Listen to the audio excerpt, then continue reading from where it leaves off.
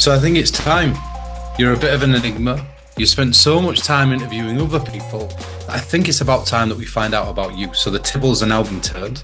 If you don't know the one that I'm talking to, this is Stéphane Lacroix. I'm hoping I'm pronouncing that right, or somewhat close to being right.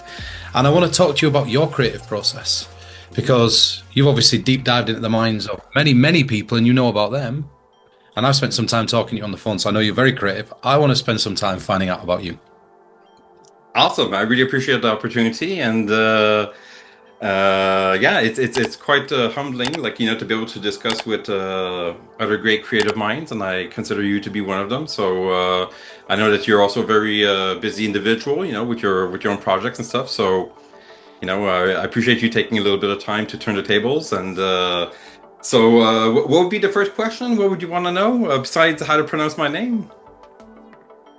Well, that's probably the first question: is how do we pronounce your name? I've just had a lesson about that, because it's one of the most difficult last names to pronounce, and especially I have a northern accent, so I really struggle with words. But this is not about me. The first question I want to ask you about is about inspiration, because inspiration comes in many different forms. Yes. And we all do different things during the day that we bring into our magic, mentalism, and creative process. So I want to know about yours. I want to know about your outside of magic and mentalism, what it is that you're interested in, how you got so good at design work, because I know that's something you probably won't tell people about. But there's been, I don't know how many calls where I've rang you up and said, I want some advice on this branding. Can you help me out? We're working on this for this website. And you've acted almost in a consultation capacity for me in many different regards. So tell us, it's a three-tier question. First, what do you do during the day that gets you inspired? Second, how do you bring that into your magic and mentalism and translate what it is you do in the outside world into your magic and mentalism? And thirdly, what inspires you outside of magic and mentalism? And again, then that perpetuity exists where you bring it back in. Yeah. Well, I don't know if this ties in exactly to that formulation of question, but one thing that I found over the interviews that I've done, like the past sessions with other creative people, when I asked them that first question, I won't say I was surprised, but I was hoping a little bit for someone to dive even further than what they do on a day-to-day. But sometimes that you become creative out of necessity, and that can go as far back as your childhood and your upbringing and things like that. And I think that we've had even that conversation, both of us, that there's a certain sensitivity that certain people that they could have in a legit way, that they can translate into another creative form of expression. Me on my side, I was in a situation where it was my grandmother who raised me. So I didn't have a father or a mother figure in my life. I was abandoned at birth, and that it turned out to be, I would say, a blessing in a certain way, because there are a little bit of downsides to that, because you kind of get a heightened sensitivity. You're always kind of on a primal survival mode, But you also, I find that a lot of creative people, they tend to use that daydreaming or that alternative way of seeing or perceiving life to be able to see a more beautiful landscape for them than what they're actually living, So just if we start off of that, I tend to be really sensitive, on a genuine level. And then I try to find a way to express that graphically or whatever the way, because I write music, I cook, I do design, and as long as it's a creative transformation of what is happening in my mind, for me, that is kind of the optimal goal. So I'll kind of see that before your brain starts to go down rabbit hole, right? Before your brain starts to go. Let's unpack that a little bit, because there's something that you said that's really interesting. There's two types of people I've found, and there's those that run away from their past whenever they've had anything negative happen. There's those that use that as the ammunition in the gun to move forwards, right? So I guess the first question from the back of that, and let's deal with it, because both of us, you know how our brains are, right? So there's gonna be times for people watching this where we might have to step on each other because we're both 1,000 miles an hour, right? So if you're watching, it's going to be a cluster, a mess, but there's purpose to it. So let's go back to your younger life. How did you take that negativity? How did you take that, and how did you transcend it and use it as inspiration? Because a lot of people might even find inspiration in that. How did you do that? Yeah. Well, for some reason, like we come from an era before internet and social media, and so it might not resonate so much for a younger generation listening to this. But first, like, we've experienced something called boredom. You know, so when you're left to your own devices, boredom is something that is it can kind of be a daily thing, you know. So within that boredom, also when you don't have a lot of things, like pre-made things to be able to entertain you, you kind of see things in a different way. Like, for example, if you take an empty can of soup and then you put a book on it, it becomes a house. You know, so when you're a child, you kind of have that naive sense where you see things with a different eye, because there's no right and wrong way of seeing these things. It's happening in your mind, you know. So a little bit of like if we go fast forward to like mentalism and all that, it's how things are perceived in people's minds that for me it's fascinating, you know. So right off the bat, there was that, like, to be able to see things with a different perspective. Second of all, I think that when you're born into a situation where you kind of have to be, how could I say, not prolific, but you have to make every opportunity count. You tend to take things with a lot more determination, let's say. So when you hit obstacles, it becomes like a way to overcome these and say that I don't have I won't have a second chance to be able to accomplish this if I don't pursue it nonstop now. You know, so it's easy today. Yeah, like the necessity of being able to force yourself to have an imagination, the necessity of trying to get out of that boredom. It's a necessity. Yeah, we don't these days, whenever somebody's bored, we just pick our phones up and there's 5 million articles or things that we can do and read, and I think it's interesting that maybe we were born, I mean, I always think I was born in the wrong era, but you know, like, I think that maybe we were born in the last great era. It's a different era for sure on a lot of levels, and it's something that I've studied a little bit. I would love to be able to spend more time in diving into that. But we were born in a generation where, I don't know if people are aware of this, but there's a gauge to, I'll give you an example. The kind of like rides that they have in the public parks, you know, like swings and stuff. In our day, you could get seriously hurt on those, like the monkey bars and stuff like that. But they toned it down where now it's safe for everyone, okay?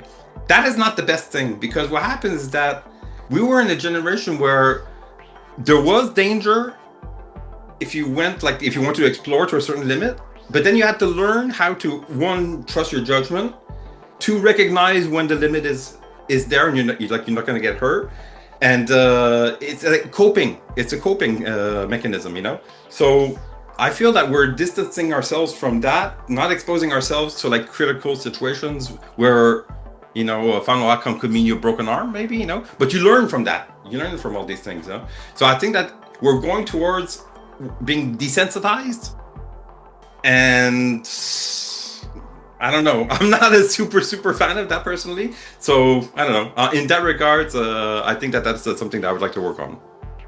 Well, I think the world's trying to be safer, but in doing it, it's actually becoming a lot worse. When I was younger, I had a friend that, you know, all of us were out in the mud all the time. We were out in the rain. We were out in the snow. Exactly. Situation. We had nothing to play with. But I had a friend who come from a bit more of a privileged background. And when they were a child, their mum used to spray down the surfaces, used to clean everything, used to constantly sanitize their hands. Yeah. And as a result of that, they ended up with a load of different allergies to things because their immune system had not grown enough to be able to adapt to it. And I think that, like you say, necessity is one of the greatest ways to be able to create, because if we can't have what everybody else has got, we've got to create it, we've got to make it, we've got to do something in order to get what we need.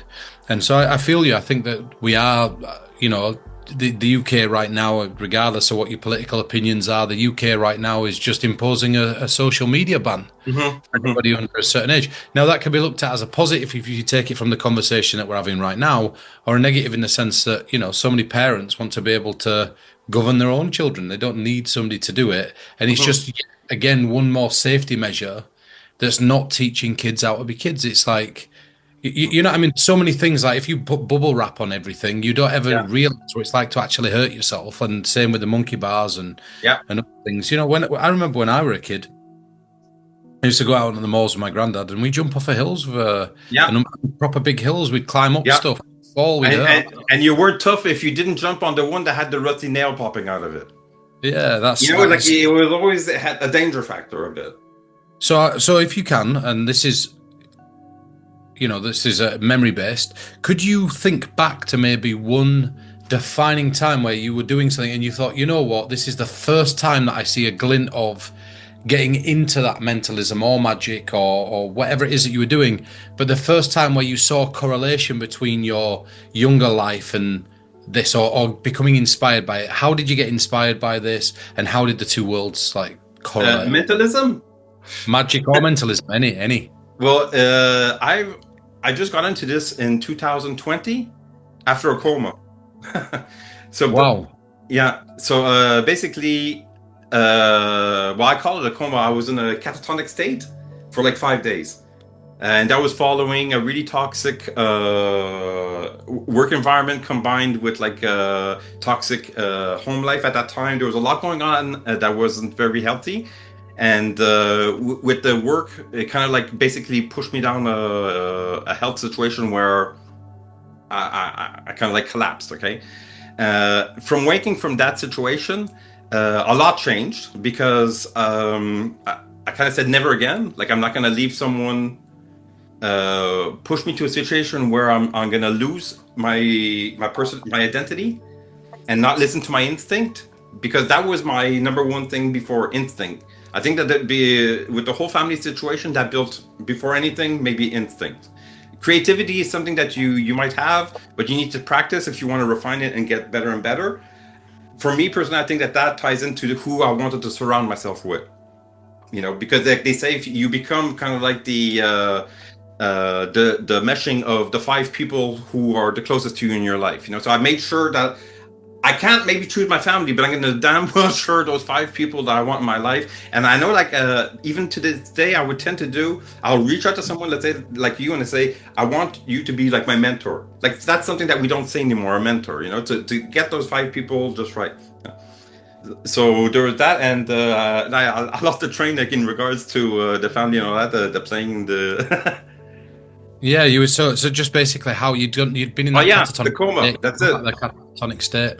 So after that situation, I'm left with basically side effects that are similar to Parkinson's mixed with Alzheimer's.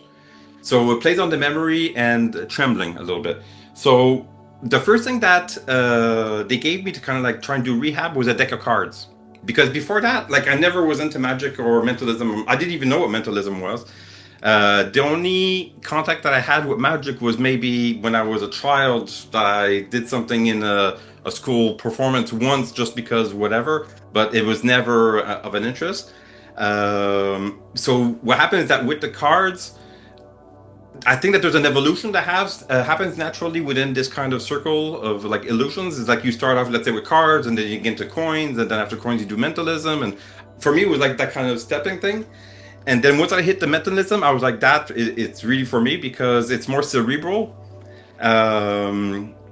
Yeah, I think it's more cerebral, and also I had the opportunity to use a little bit of my background to be able to read people. And so, do you want to give us? I mean, I don't expect you to tell us about that, but could you give us a glint into your background so we can understand the correlation? Without, you don't have to give too much away, but just a little. Well, but, I mean, in design, what happened is that as a child, I wanted to make sure that I would break myself from that situation. So I started working at 10 years old, okay? Which is not, it's not like, that's not get all crazy and oh my God, like a pork. It's not, I don't want to play the violin here. There's not anything of that. And also at the same time, I'm realizing, talking about all this stuff, I don't want to sound like,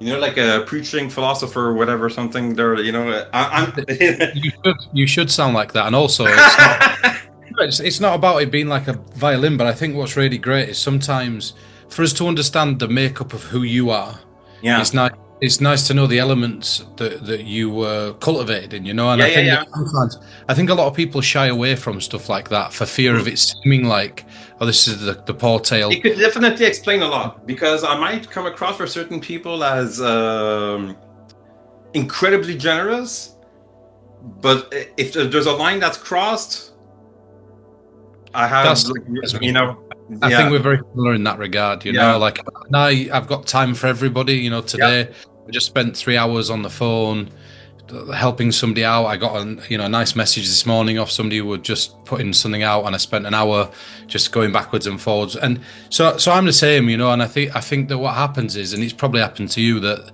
there comes a point where people just take and take and they empty the yeah. well and they don't put back in. But that doesn't mean though that you need, honestly, just be as open as you want or as you feel, because I think what it does, like I say, is it explains, like, there's a lot what people don't understand about us, or artists in general, is that we suffer from a lot of idiosyncrasies.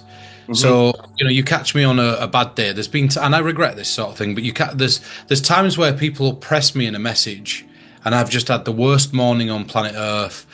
Things are not going right. I'm already dealing with a million and one problems, and then somebody will send me a message, what I hate, that it's a pet peeve of mine. I'll send a message back that says, "I'm not on your time. I'll do this in my," Yeah, when they send me a message, and then they put dot dot dot, and yeah, then they'll put, "I've already messaged you once about this," and yeah. We've and, had and this I'm like, conversation. I've told you about it. It's one of the Yeah. only pet peeves that I have, and in the past, there's a couple of occasions, not very many, that I've actually snapped, and I've said Oh things yeah. to, and I regret it the day after, like I feel bad the day after. So I know that there are things that, the Yeah. probably idiosyncrasies that we all experience, but I Yeah. think it's also great because what it does is it shows us your patience levels. It tells us about your creative process. And especially drawing from that background of yours. And again, like, I don't know how much you want to talk about, and that's what I'm Yeah, trying. sure. But Well, don't ever think you're crying a poor tale. Give us it raw. well, so just like, so basically, if we go, I'm 10 years old. I got 3 jobs because I just want to break that chain. So I'm passing the newspaper. I'm washing dishes at the restaurant. That led me to want to learn more about cooking and delivering the newspaper. So a beer for the corner store, newspaper, and washing dishes. Then, when I finally do get a job, like a real job, well, no, what happens is that I'm into music at that period. I'm playing in a band, but then I get a serious injury. Someone, for some reason, out of the crowd, runs after the show, and anyways, he kicks me in the knee, and it shatters my knee. Oh, And you know how, like, when you're standing, sometimes you just have one weight on one leg. So he kicked me on the side of the knee of the leg that had all my weight, and I was into sports, and everyone thought I was for sure going to be like a professional hockey player now. So that situation, basically, I was 16 when that happened. It did a 180. I got a bit of insurance money from that. I was like, I want to do design because that's my second passion. There was sports or graphic design. And my grandmother, she was saying, Stéphane, you can't do that because only the best get work. So that, for me, that was the best thing that she could ever say, because I've always had like the philosophy, like that, because of the background, not having a second chance. For me, it was like second place is the first loser. So I want to be number one at any cost. And I tend to have people in my surroundings who are like that. They're ruthless. When they want something, they'll work, they'll do everything. It'll take whatever time it takes, but they're going to get to that goal eventually. So I'm kind of like that. So I do graphic design. I managed to get enrolled into a school where they only pick like a selective few. I get work before even finishing my diploma. And then from there, it's the same thing. I make sure that I'm the fastest at what I do so that I can compete against my own art directors. So then I'm not making friends, but I'm proving myself, like I'm relentless. So then from there, I'm still like writing music, doing graphic design, the work escalates into like a lot of different projects. I kind of build a reputation for myself in regards to branding. The illness comes along, and then it leads me onto the path of mentalism, magic, illusions, and stuff like that. So I suppose my next question is, when that happened, when you ended up, in that situation, you move into magic and mentalism, you start to explore that world, and you start to tie the two things together. How, and this is a very important question, I think, a very pertinent question. Your brain's always on the move, and I know that because I talk to you, but your brain's always on the move. You've experienced these hardships, you're great at design, you're constantly challenging yourself, and maybe that's the answer. How do you keep that inspiration on a high? How do you keep it so that you're constantly inspired? Because I know that sometimes I just burn myself out and I just don't want to do anything, and I have to force myself past that blockage, or that barrier to keep moving forwards. How do you specifically deal with that? And if you have like a cathartic process or you have a routine? There's actually things, that I do is I run, actually. Well, that's one thing that I do. Well, there's a couple of things that I do specifically for that. One is I run. So I try to run I don't run a lot. It's not like I'm 52, but I want to try and keep in shape. So I run like a couple of kilometers a day, a couple of times a week. And I try to push myself to the breaking point, because when you get to that breaking point, it's my brain against my body, and then at all costs, again, I want to prove to myself that it's not my body that's going to decide; it's my brain. So I'm slowly conditioning myself that when I hit a hardship, at all costs, it'll never be as bad as when I was practicing the hardship. So I don't wait for hardship to arrive. I want to deal with hardship on my own terms. So I do what is the opposite of human nature. I don't wait for a fire to happen to run to the house. I'll set I'll set fire to my own house, and I'll deal with it. Figuratively speaking. So I'll put myself into hardships all my life. Not now so much because I'm an adult now, so that when I have a child, like now, when I do have obstacles, when I do that, I'm like, it'll never be as bad as I prepared. I'm building myself for that. Do you know? And that's another thing that I realize that a lot of people don't truly understand. Like right now, the reason the room looks as bare as it looks is I'm literally doing that right now. So I'm like, I've got to a point where I think to myself, I've got too much stuff. Mm-hmm. So I've got to skip outside. I'm throwing everything away, and then I'm even contemplating just getting rid of everything, and getting a camper van and seeing what it'd be perfect. Seeing what it'd be like to go back to square one. I do the same thing, and I think it's really interesting that there's hearing this, because this is the first time we've ever talked about this. The correlations between, like, I was brought up by my grandma, you were brought up by yours. The injuries, I were constantly injured. Creating like situations where in my head I think to myself, you know what, life can throw anything at me, I can deal with it. Exactly. And it also helps mentally, because I'm not going to sit here and say that like I'm always, like I said, sometimes I'm burnt out, I'm tired, whatever, but I'd like to think that I've got quite a good mental capacity for being able to deal with whatever life throws at me. So I guess that leads us to the next question then, because I'm just, again, if I do mention these correlations, it's just because there is a correlation there. I find like the capacity to deal with adversity, it clears your mind to be able to have better thinking, because your mind is clear.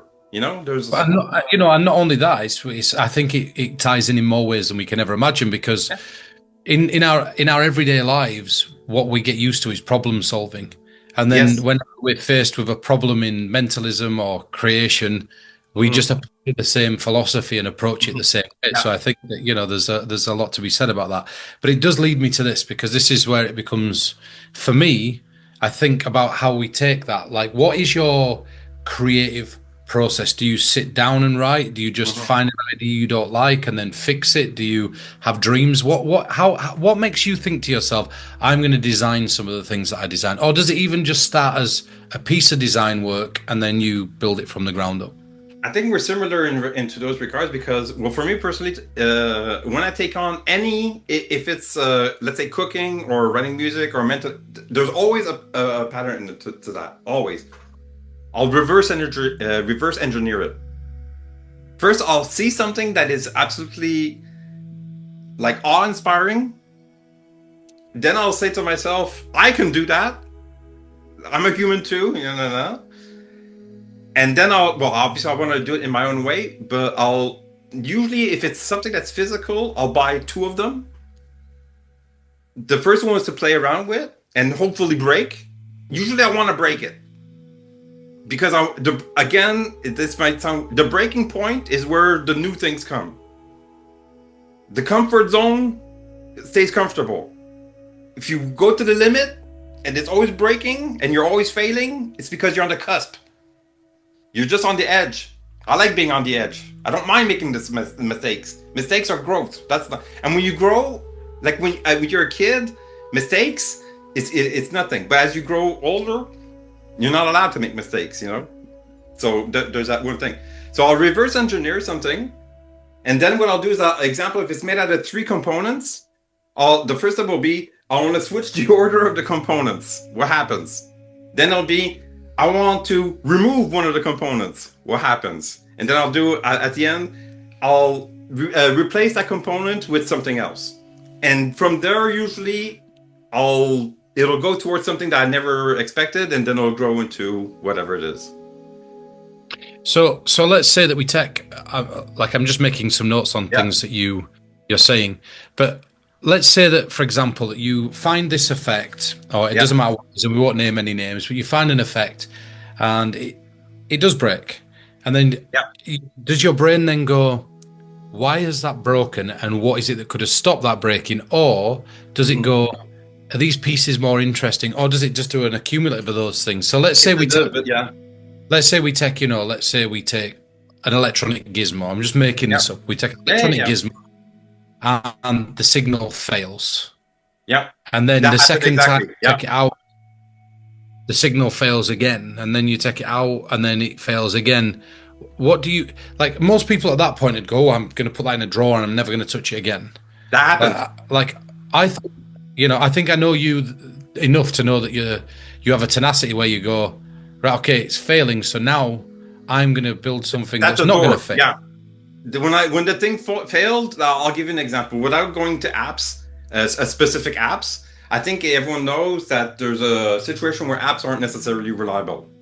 Okay, for multiple reasons, and then it requires updates, and there's always something that's something, So when that happened to me, I was like, it happened in critical moments. Actually, the worst critical moment is that it happened on live radio. And I didn't like that experience. And I was like, never fucking again is that gonna happen. So I was like, I want to find a way to do it, but that it's never gonna crash. It's never gonna whatever. And then that's when I published Memoir, which is like that memory effect using the phone, So that pushed me towards that. Which is wild. Yeah, which is a necessity again, So necessity is the mother of invention. So just to, again, like, I hope you don't think I'm picking at it. I really like that process. I just want to reiterate for everybody else what we've already discussed so far, and translate it so that if I've missed something, you can correct me, and also if I've missed it, maybe other people have. But it feels to me like from a young age, what you've done is you've been a problem solver. You've been put into adverse situations, and you've had to use your imagination to create toys. You've had to use your imagination to not be bored. You've not been given everything in life. You've not been given everything in life. And because of that, you had to find your own path. And then what happened is you went into the design world and you were told, you're never going to do this. So competitively, that made you say, well, I am going to do it because you've got that tenacity inside you. And then not only that, after you got that tenacity inside you, at that point, you then started to go down a path where you were opening your mind to being able to do other things, and then catastrophe stuck and you ended up in a catatonic state. Outside of that catatonic state, you were given this deck of cards, and then this deck of cards were the thing that inspired you to look into this world, and then the accumulative of everything that you are and were, you've brought into this. And now what you're finding is that instead of looking for things that are working, you're actually enjoying. And this is the bit where, I think it's trauma bonding, where you're finding the things that cause you pain in this world to then create these miracles that you create, and then add to that the design world. Like an alchemist. Well, that's the that's the best bit. And so I'm just, like, you can hear it buzzing in the background. I'm making these notes as we go through. So this is something else then that I think is important, because from what I'm gathering, you go out running, you do the design, like you've got other things that are going on in your personal life that, again, you don't have to talk about. How do you organize or find a time where you go, do you know what, I'm going to create, or does it just happen randomly? Like, how are you organizing that creative process so that it works for you as opposed to you working for it? If I don't have the physical time to do something within the day and accomplish it because it requires, like, let's say manual labor or mental labor, and I have to sit down and do it, regardless of that day, there's one thing that I do every day for at least 1 hour, and that is meditate. Okay. I meditate usually to go to bed as well, but there's 1 hour during the day, sometimes it's a little bit longer, where I meditate specifically for work. Okay. Why meditation and work? In my nature of how I want to try to push the maximum of understanding something, when I got into mentalism, I was like, what is this? What is like mind reading for real? Then I discovered remote viewing, which exists. And then when you discover remote viewing, you realize that there's organizations where you can learn that, and books. I actually have the book right here. This thing.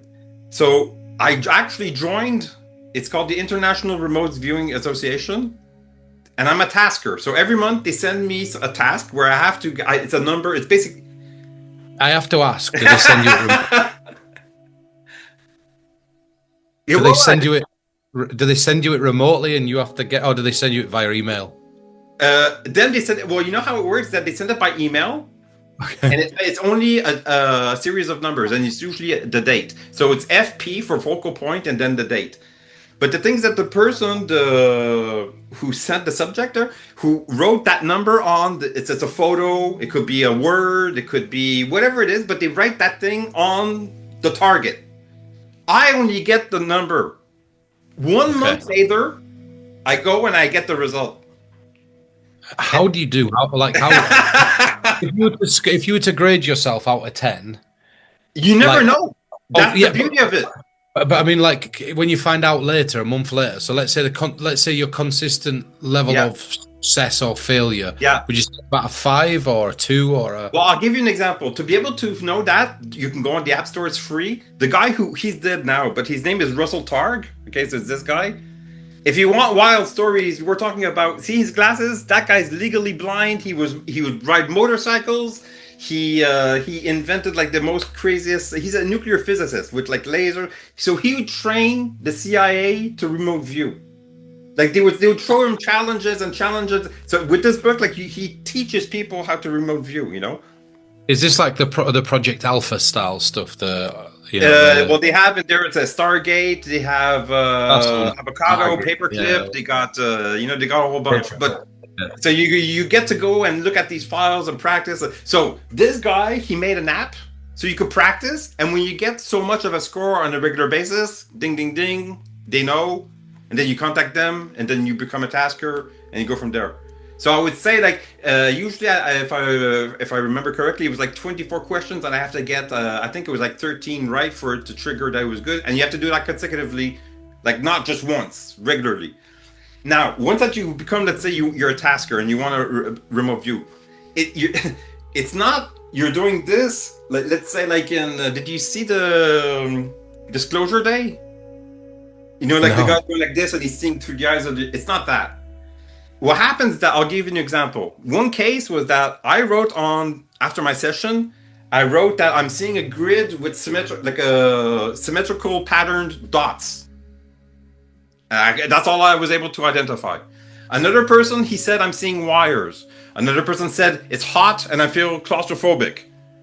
Another one said, it's like a highway. It's like not, what? So we're all looking at the same thing. What was it? It was a computer.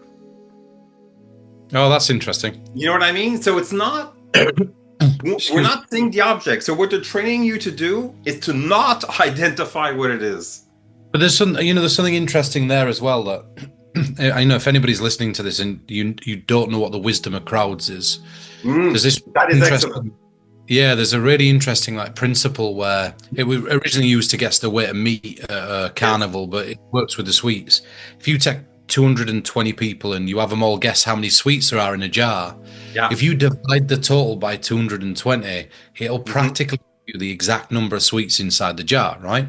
Yeah. Which as a concept in itself, in remote viewing, for each of you Yeah. to be giving specific elements and then tying those elements, that's an interesting Yeah. concept Yeah. in itself. Anyway, I'm going off on a tangent, but so I suppose my question is then this meditation is it, what kind of meditation is it? Just regular, or is it like No. transcendental? So what I do is that I'll lie down, like I'll just do a little bit of breath work, and over time, like I think everyone develops their own process because we're talking about processes, you know. And what I found really weird is that when I'm meditating, the concept of time isn't existent, right? So you could imagine yourself in fast forward because you're not bound by time. Yeah. So I tend to see myself in an open room with multiple me's, and they're all working on the same thing, but everything is going in fast forward. And I'm like an art director, and I'm going to see each table that is me, and basically we're discussing about how far we are in the thing, and that has happened. I don't know how many times that one of the me's in there says, "Stéphane, you're so stupid. It was just this." And it's always the simplest thing ever. And then when I show that result to like people in mentalism and everything, it's always the same thing. It's always the simplest things are the most efficient. So I tend to do it like that. So I'll see myself and fast forward, and then I meditate 1 hour, and then I take notes. So that's your eureka moment. The eureka moment, yeah, in there it could happen. I find that the probability of hitting it is accentuated when I do it like that. It's not guaranteed because I'm preoccupied by what's happening in my day-to-day life. But my mind, if it does wander and it sticks to one thing, I could be anywhere. It could be like in a grocery store, and I'll see a tie wrap, and it'll be that's the thing that I would need it to go back to finish that thing, you know. So it's always kind of like on a back burner. So it's like multiple processing going on. Almost like when people ask, "How do you think?" The answer that I do is I always do a magic square. I tend to see things like a multiple, you know. Yeah, so basically it's so in England there's a term for it, and it's often got Autistic. yeah, it's scatterbrained we call it, but Yeah. it's because it's nice when it's a net that goes out and brings everything back in. Yeah. It's like Exactly. fishing, right? Yes, sir. Which is for me really interesting, and just for everybody else that's watching this, like whenever Stéphane does these interviews, there's a few different. I remember from mine, there are a few different moments and types of question that you tend to ask, and I looked over and did some research into it, and one of those is like the illumination or the eureka moment. Yeah, So the eureka moment.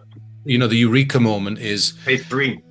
It's stage 3. It's that moment where everything just comes together. Come together. So what I find interesting about your answer then is that, and this is where I'm going to unpack it a little bit and then dig a little bit deeper if you don't mind. Yes, sir. Is that a lot of people say, my eureka moment tends to be when I'm reading books, I think what you've done is, one, you've opened your mind to the possibilities of remote viewing. 2, you've opened your mind to the possibilities that are accrued by meditation, because a lot of people watching this will probably be sat there going, "Oh, I'm never gonna. Meditation doesn't work," and the thing is that until we've tried. I mean, I'll be honest, I've never meditated, but mine is because I think I do a thing called conscious meditation and mine's when I eat. Yeah. So, now I know what you mean, yeah. So when I eat, my brain I just stare, and my brain's doing what yours is doing.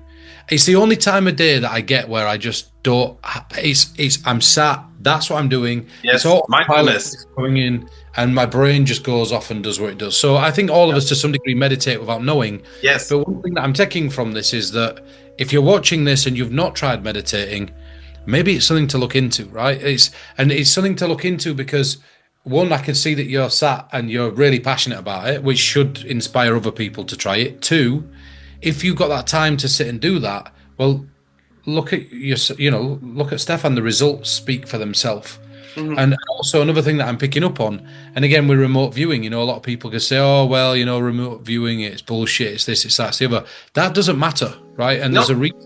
there's a reason why that doesn't matter, and this is something that I find really interesting, and it's something in the mentalism community. And again, I'm Mhm. going to get back onto you, but I think it's just important to unpack this point. Is what we do is, as mentalists and magicians, we go, I don't like playing cards, so I'm Mhm. never going to read anything Yeah. to do with playing cards. Mhm.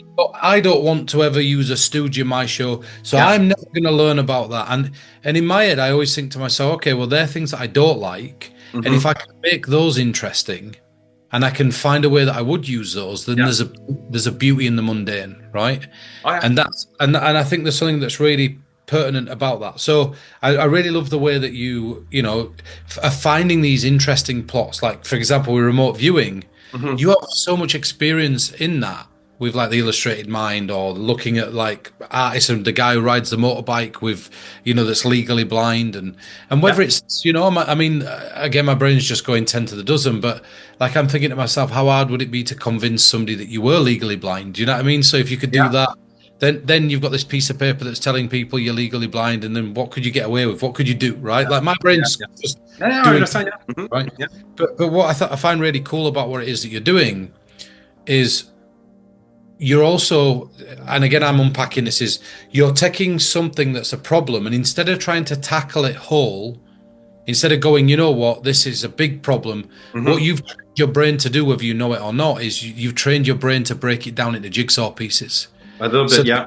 so when you're going through that process of looking over the shoulder as a director, Yeah. you're seeing the sum of all the parts of the problem, and Mhm. then you can find the one part that needs the work, so that when you piece it back together, when you come out of that Mhm. meditation, Yeah. becomes like a bit. And I think that's such an interesting creative process, because it's like it's your list making, but you're doing it in fast forward.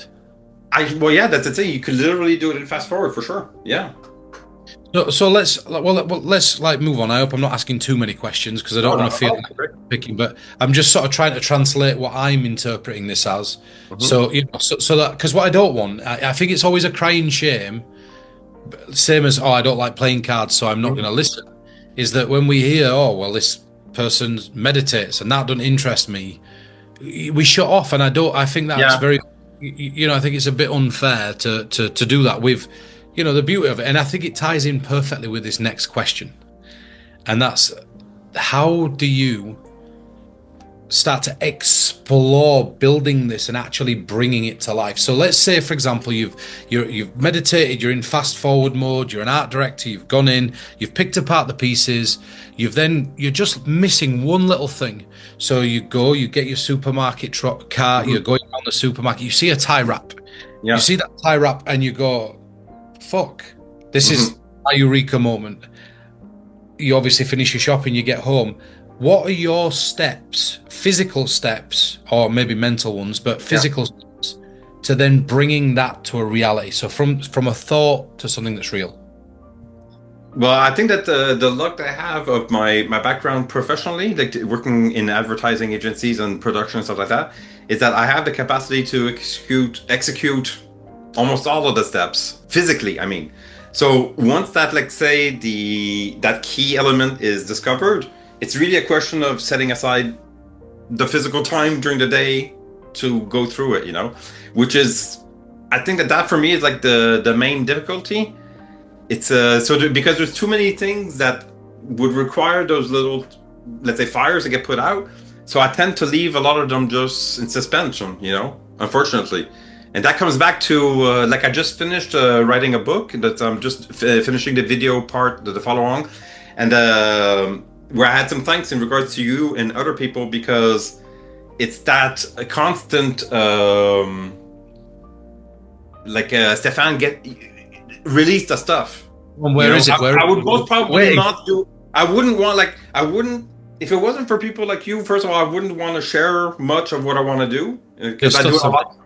Well, So just I appreciate that. to caveat this, I ring Stefan up and I'm like, how are you getting on with that? Like, what's happening with this? And like, and his designs, like some of the designs are just phenomenal. And I'm not just saying that because you're on the call. Like I've told you, No. like There's very, And there's, I always feel there's very few people that their brain operates in a similar fashion to mine, and it's always every time I get off a call with you, I always feel really re-inspired and reinvigorated to even I just think pick it's up. my job. I think it's my job to do that. I think that Yeah. that's my purpose. Like I'm blessed enough to have the capacity to do what I do. The reason why I do this to the fullest is because I feel, to God honest, that it's my purpose in this life. I could die tomorrow. If I've survived all these trials and tribulations, whatever, it was strictly to make me who I am today, so that I could perform the best I can do for other people to go further. I'm My not next going to be here in question. so long, you know. Well, So so then I have another question, and this one's a bit of a silly curveball question. When we were younger, we wanted to be stupid things: Power Rangers, astronauts, stuff that. What were the silliest yet most exciting thing that you wanted to be when you were a kid? Well, I was on the path to be a hockey player. I wanted to be a hockey player, and the correlation between creativity and hockey. Again, like the 2 last years that I played hockey, I was the top scorer in all of the league. Just because, again, it was I tend to be relentless and prove a point, you know. And what happened is that in sports, I would have, like, they call it IQ, the vision of the game. So I've always had, I think, that thing of the global vision of something, you know. And in today's, your question was what? How do I what? So my question was, I mean, it's interesting because to go back a little bit, I was saying when you were a kid, you said you wanted to be a hockey player. Yes, yeah. So hockey, yeah. I'm saying, like, what was I mean, The hockey most, player still quite reasonable as a hockey player. So like did you the secret what I wanted You're to be gonna a find that the answer is I didn't know what it was because I don't think that the term existed, but I think that I wanted to be a thought leader. a thought leader. Yeah. Okay, well then you Oddly enough, I think that is the thing that I've always wanted as like now I've heard the term maybe a couple of years ago, and it really resonated for me because I think it's so meaningful. Like there's something in there that's super appealing for me. And as a child, I wanted for people to recognize me from the way that I think, that it has no correlation to the specific discipline. That the signature, if you tie it back, you're going to realize it's Stéphane. Okay, so basically, it's almost, I almost liken it to the signature on a beautiful piece of artwork. To try to put a signature, a stamp on something, yeah. Like maybe saying this, you're making me think, and I don't want to cut you off. Maybe subconsciously that when you feel abandoned in life, you want to make sure people remember that you were here. Oh, that's interesting. You know, that's an interesting. And that I was worth being loved. Like I deserved that, and that I want to show how much that I was maybe able. Like it could make me even cry now just think about this. You know, that how much I really wanted to sincerely bring the best of me to this world. You know, and that all I ask is an opportunity to share. But you've got that, and I think that what happens is, and this is one thing where I'm going to share something with you, and it's not my interview, but I'm going to share it anyway because it might just be something that somebody out there needs to hear.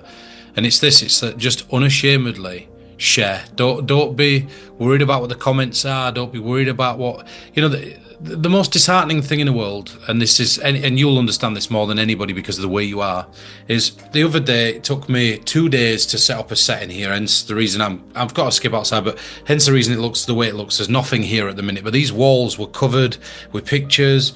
It took me days to set it up.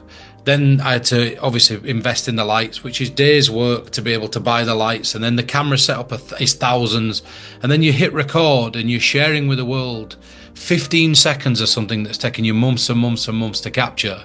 Mm-hmm. And then you get a shit comment that's like cash grab or this is rushed, and you're like, you just sit there and it could deter you from wanting to do stuff. And I think the thing is that with everything that we do, it doesn't matter if you inspire one person.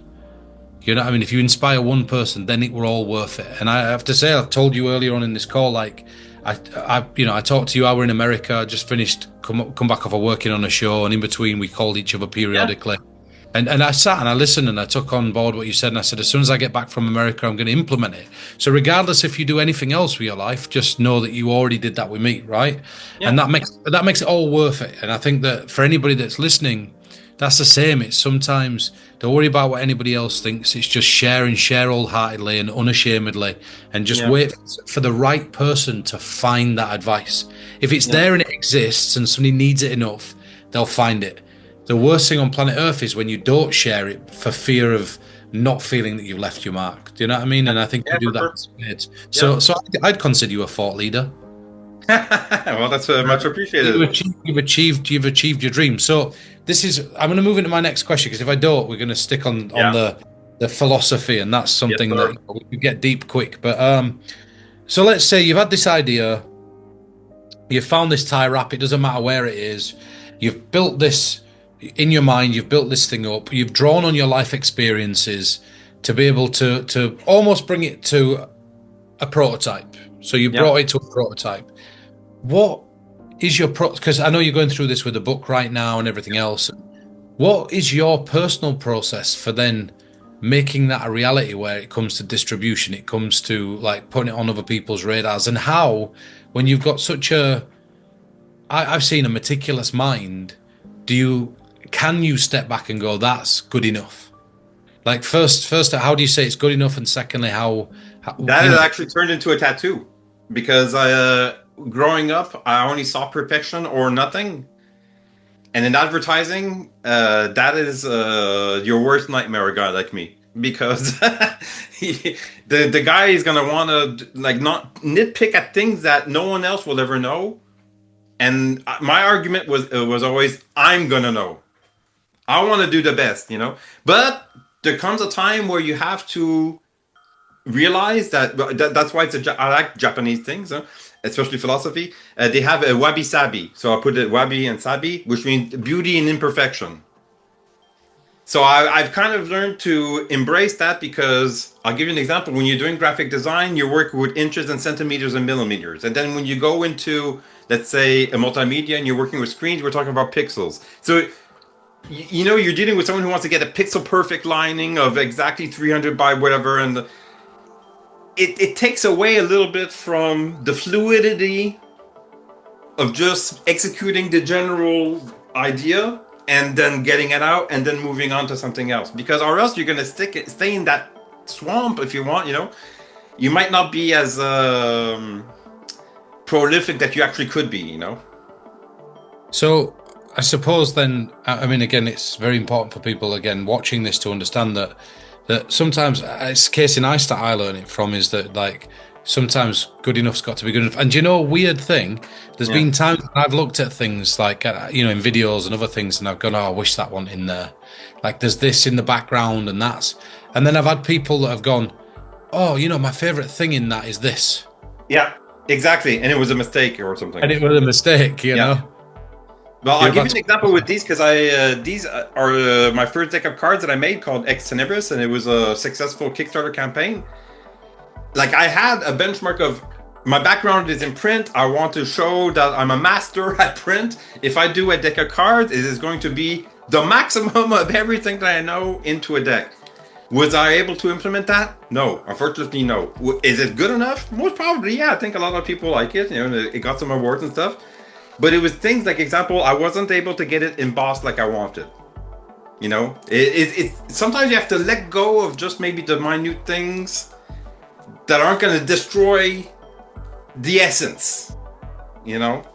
So it's just maybe a little bit of that. Well, that's another interesting thing there is, and again, just knowing that you've got like you managed to let go. Yeah. If you'd have done this when you were younger, or especially I would not have been able to do it. That's it. Okay, so magic and mentalism then, it's worked the other way around. So magic and mentalism has also helped shape your actual life. Yeah. Oh yeah, for sure. Yeah. And do you plan? So talk to us about what's happening right now. So I want to know about the book. I want to know about where we can get your stuff from. I want to know about I'm trying not to share my stuff. That's the thing. I'm trying not. I know. I'm trying to stay underground, and I'm telling you now. No desire to be known. I have no desire to get money. I have no desire. I'm very blessed with I'm going to ask you a question. It's if you could help somebody as a thought leader, would you do it? 1000%. But all so that's yeah, but you've got a two-tier problem, right? And your two-tier problem is that you've literally got writing and work that is going to help somebody. So it's either thought leader or underground right now, and you have to pick one of them.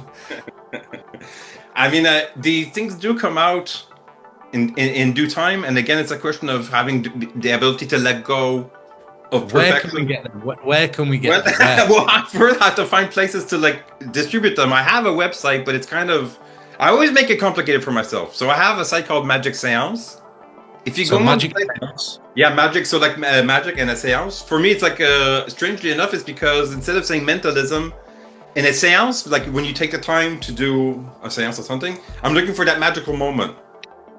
So that's kind of the way that I formulated that thing. It branches out also that it's not just magic and mentalism. It's also, let's say, energy and crystals and, you know, it's a whole sphere of whatever. But I tend to make that the site now, it's all in French. And when the release comes out, what I do is that I tend to go on social, like let's on Facebook, and I'll post a teaser. If I see that there's feedback, then I'll take action, because that means that there's someone who's interested in my work, you know.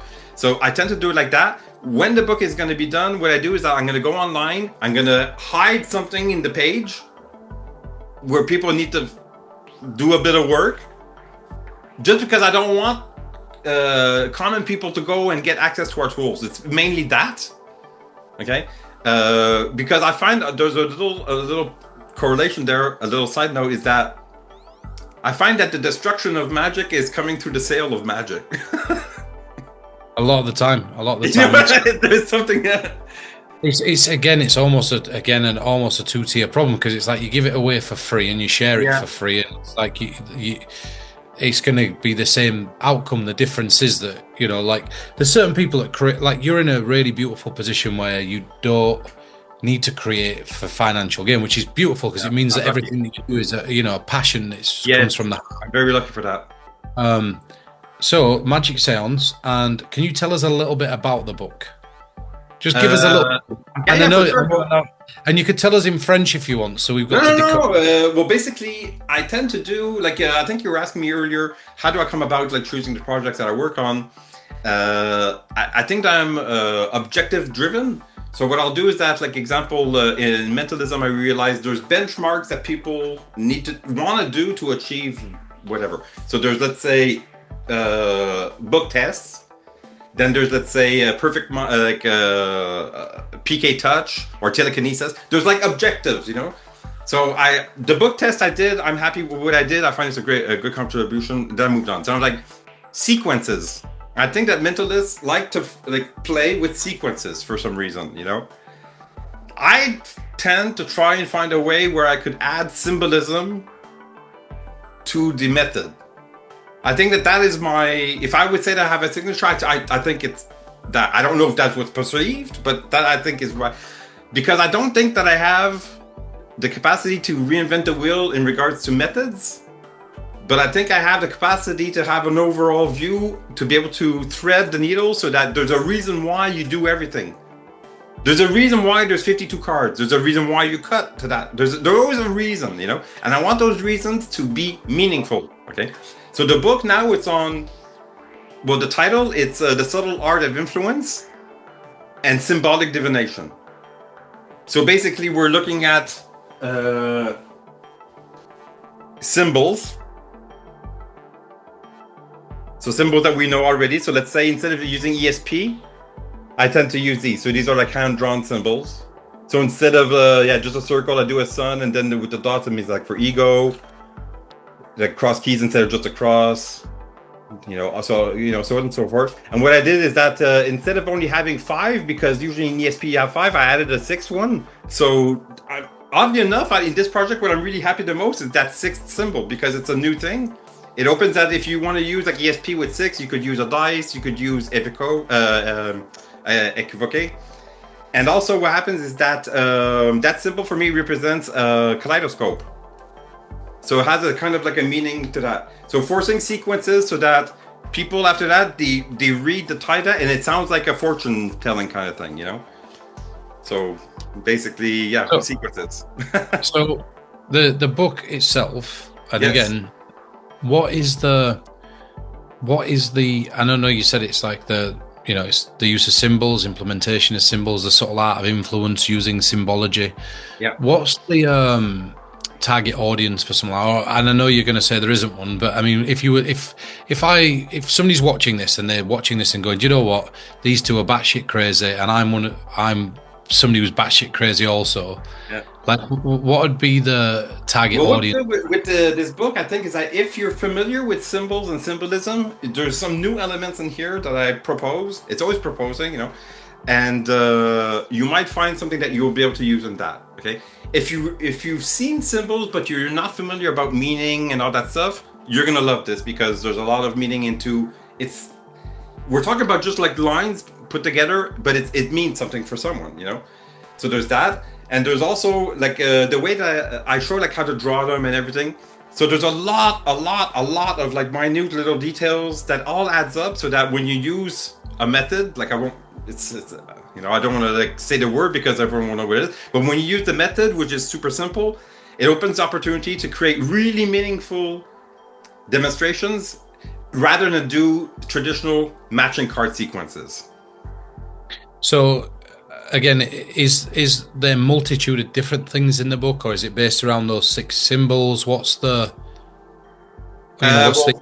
well, I talk about like the history about how I came about this. So basically I tried to do like, you know, credits where these things come from, who basically has something that's similar, so that if you're not necessarily turned on by what I do, at least maybe look at something else. Maybe their voice is good for you. Like I don't mind, you know, patching that out.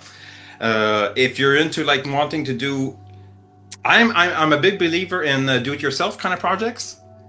So in this one here, if you want to like learn how to do it yourself and then do it on repeat, like I'll give you the tools how to do that so that it's cost effective. I try to make it as cost effective for the people as possible, you know. Then like the drawing and then the methods, and also I explain how to adapt that for a traditional deck of cards.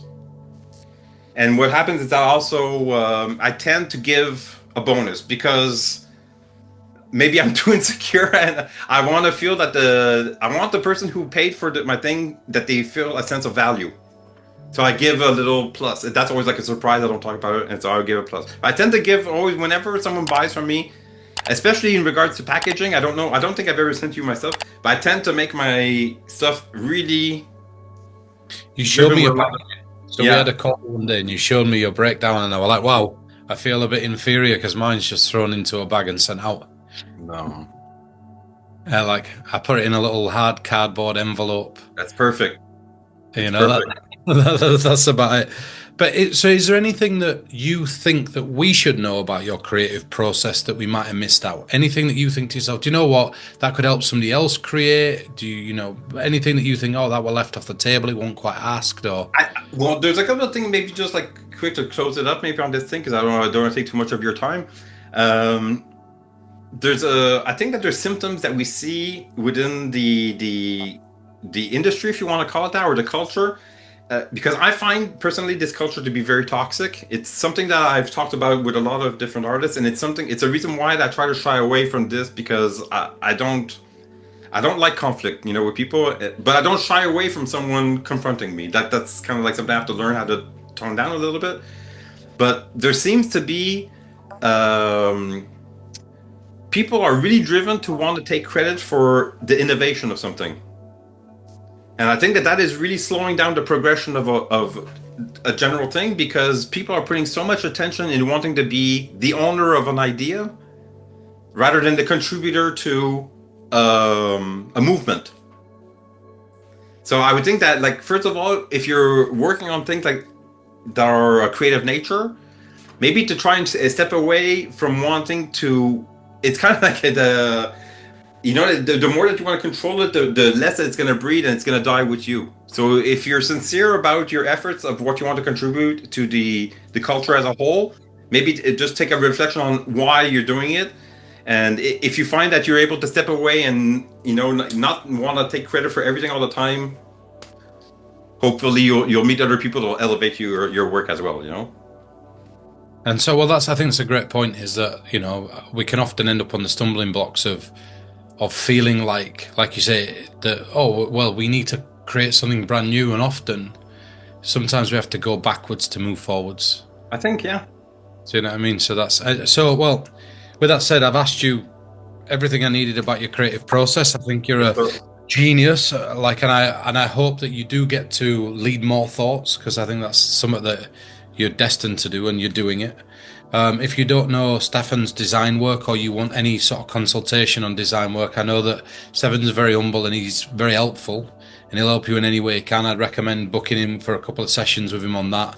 I recommend picking the new book up, and I know Stéphane doesn't want you to pick it up, but like you should get it, and you should look at the other things that Stéphane's working on, because every time I talk to him, there's always something interesting. And also, he won't tell you this, and he'll be, too humble to promote it, but he's got some amazing pages on Facebook that if you find inspiration in this, and it sounds like he's the sort of thing that you want, send him a little message, and then he'll get back to you, and you'll be invited to join him on one of those groups. And also, he's just a good guy to talk to. We talk about everything from building work, development, cabins, dogs. We talk about random stuff, like the most random stuff. Do you know what I mean? And I think if you just needed a talk, or you just wanted somebody to talk to, Stéphane's a very good listener. So I in the think worst that, case, if ever people like, I don't want to cut you off, but if ever people are interested in other things, because I also write music, I write under two names. So Miles Moore, which is a tribute to Miles Davis and Roger Moore. So I did a little mix up. And another name is Buku Soul. So Buku Soul, all in one word.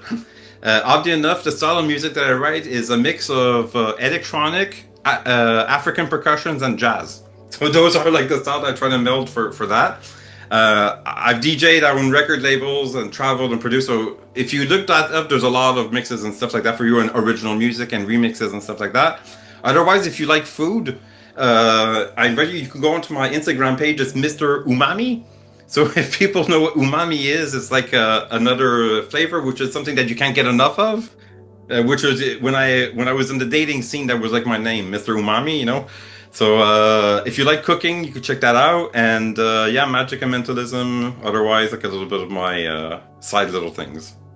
well, there we go. So I think that tells us everything we need to know about your creative process. I want to thank you for sitting down with me, and I want to thank you for allowing us to turn the tables, because it's nice to get a peek inside the mind of the man. See that? You've got me going now. A peek inside the mind of the man who interviews others. So we've done it. We've managed to get you to help us lead thoughts. So yeah, thank you for everything, and let's catch up again soon. Take care.